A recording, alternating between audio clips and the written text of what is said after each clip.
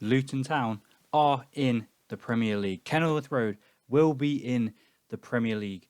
All those memes on Twitter, everything that's been going on for the past few weeks, it has come true. Luton Town are the first team in modern football, at least, the first team to go from the top flight down to the conference, down to non-league football, and then all the way back again. Okay, first time they will be dining at England's top table for nearly 31 years. This is a team that, for people my age, probably didn't realise how big a club they were. And it's an incredible feat.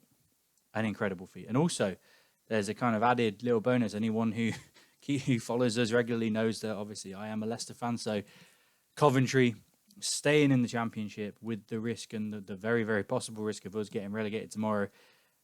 I think I speak for everybody who lives in Leicester City when I say that if we go down, at least we're not swapping places with them.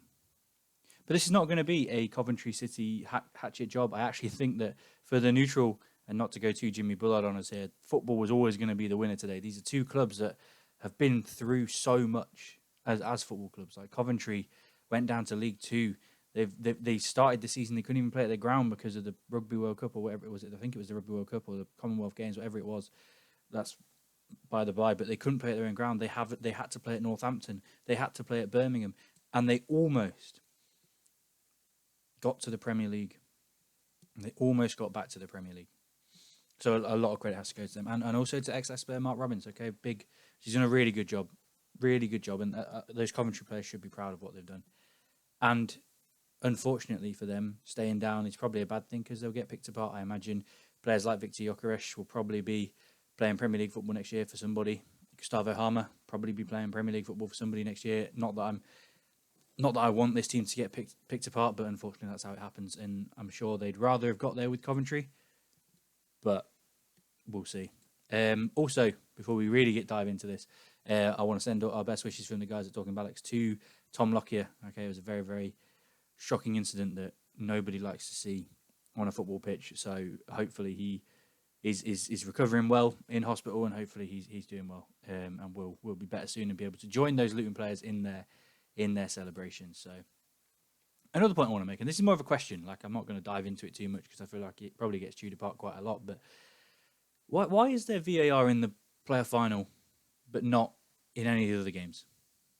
Like, and they'll say, "Oh, there's so much riding on this game." But what about if a dodgy decision means that you don't get in the playoffs, or you don't get automatic promotion, or you stay up or go down? Like over the 46 games, like what if it is one dodgy decision on the last day maybe that stops you from winning, or even in the semi-final? There's no VAR. So yeah, it's weird how there's VAR for just this one game, but not for any others. So is that fair?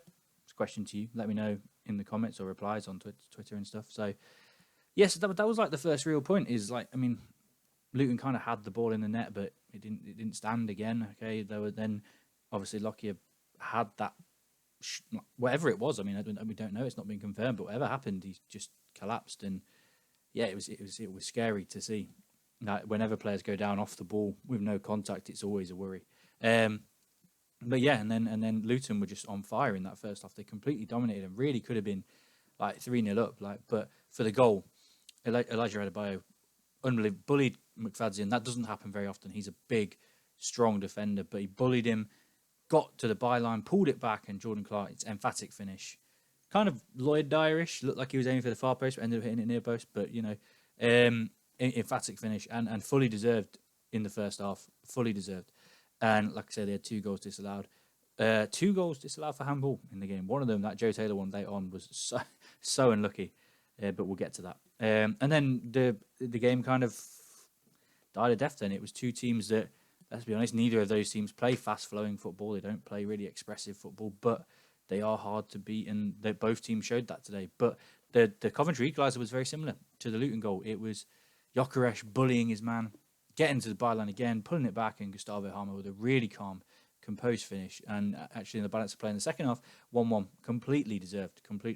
And you know, Luton won the first half, Coventry won the second half. No one won in extra time, and it was, after the equaliser, the game kind of turned into more of a chess match. I didn't expect this game to be full of goals. And that's no disrespect to the two sides, because they've got where they have by playing the way they have. I'm not like a football purist. I understand that certain teams win games in certain ways. Like that's absolutely fine in my book. But yeah, it was very much a test match. But then big substitute moment. Yeah, Jonathan Panzo comes in, and my word, was he the luckiest and most relieved man in all of Wembley and all of probably England, Coventry at that point, because huge mistake, slips.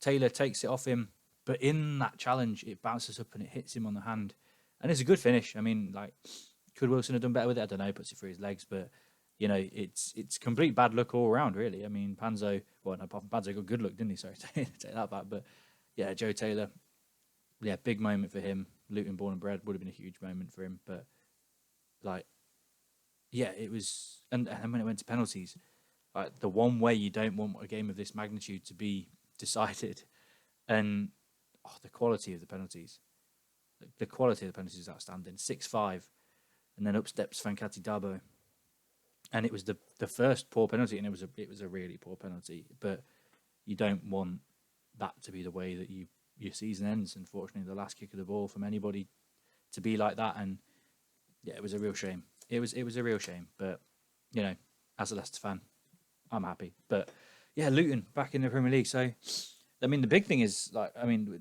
I've not even mentioned Pelly Rudder-Kumpanzu, the first player to go from conference to the Premier League with the same club. He's entered the illustrious like elite society of players that achieve things with the same club. He's in that same category now as Andy King, who won the Championship and won League One and the Championship and the Premier League all with Leicester. There's like an illustrious club. There needs to be some sort of club for these kind of players, whose loyalty is rewarded massively. And yeah, massive shout out to him. And I was like, the interviews after the game, he seems like a really likable guy as well. So no wonder Luton have kept him around, and no wonder they've got the spirit they have. But yeah, that's just shout out Pelly Rudder-Kumpanzu, incredible stuff. So what do Luton do next season? I mean this with all respect. They'll be hard to beat. Kenilworth Road will be a hard place to go to, but they are lacking in some quality, and they need to invest in some areas. They probably need to bring in a goal scorer. They need to bring in some more creative players, some better footballers. But I'm sure they'll all have that lined up. They recruit really well. The last few seasons, they've managed to keep themselves in and around the hunt for promotion, and they've impressed a lot of people on the way. So I think they'll upset a few people. Do I think they'll stay up after our predictions at the start of last season? Who knows? But I think they'll be in and around relegation unless they recruit exceptionally well. They could do a Sheffield United, though. They have got that same sort of spirit as that Sheffield United side that came up with Chrissy Wilder. But we'll see. So massive credit to Luton Town. Rob Edwards, who was deemed not good enough for Watford, and then to achieve that at Luton, that's a big thing in that part of the world. That's a big message in that part of the world. Watford sacked him, and then he's gone to the neighbours down the road, and he's got them promoted. Watford would be dreaming of that right now. So, yeah, massive credit to Rob Edwards, massive credit to all of those players, because also they'd have all been worried, they'd have all been focused on the task at hand, but they'd have been worried about Tom Lockyer as well. So, for them to deliver that for him, for Luton, that's an incredible achievement. So, let us know what you think. Where do we think Luton are going to finish next season? Do we think they'll stay up? Do we think they'll go down? Where do we think they need to improve? But the day of reckoning for Leicester fans is upon us tomorrow. I'm sure I'll be back with either a positive or a negative review tomorrow, but we'll see. I've been Jack. You've been listening to Added Time. See you soon.